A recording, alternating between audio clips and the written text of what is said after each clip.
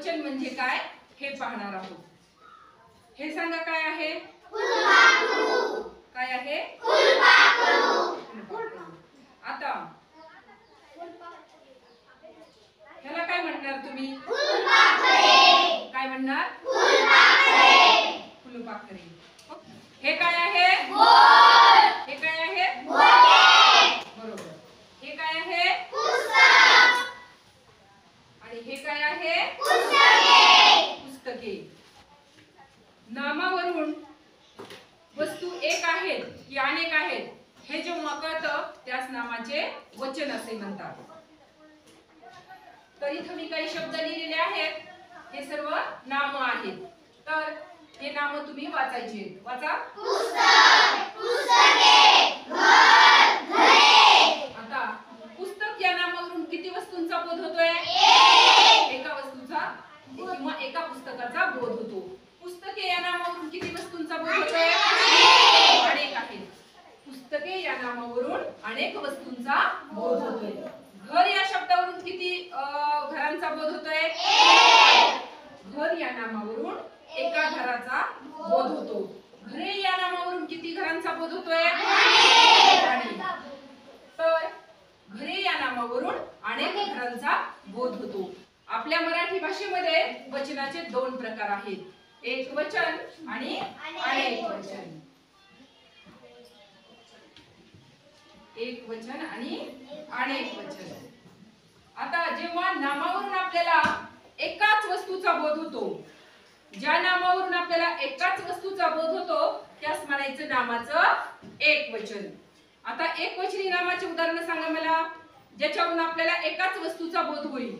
आंबा, पुस्तक, आणखी घर, आणखी छत्री, वही. ही नामे काय आहेत? एक वचनी आहेत. याच्यावरून आपल्याला एकाच वस्तूचा बोध होतो.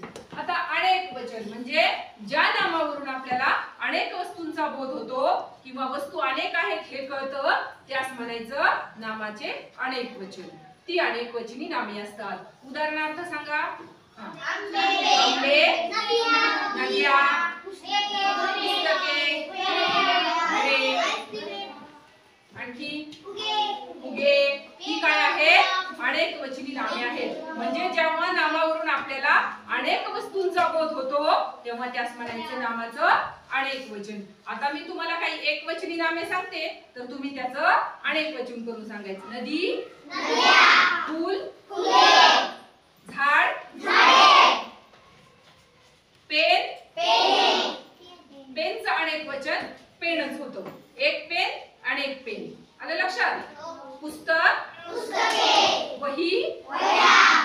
आता मी तुम्हाला काही अनेक वचनी नामे सांगते तर तुम्ही त्याचं एक वचन करून सांगायचे. रजया, म्हशी, गाई. गाईचं एक वचन काय? गाय. इथे मी आणखी दोन शब्द लिहिलेले आहेत. इकडे पण दोन शब्द लिहिलेले. वाचा. हे काय लिहिले?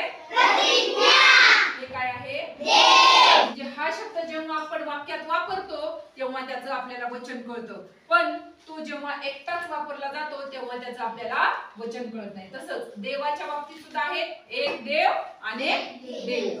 देवच म्हणतो की नाही. तशी एक प्रतिज्ञा अनेक प्रतिज्ञा. मग जेव्हा हे शब्द सेपरेट वापरलेले असतात तेव्हा त्याचं आपल्याला वचन कळत नाही. तर अशा शब्दांना काय म्हणायचं? उभयवचनी. म्हणजे दोन्ही वचनी असतात. एक वचन पण असतं अनेक वचन पण असतं.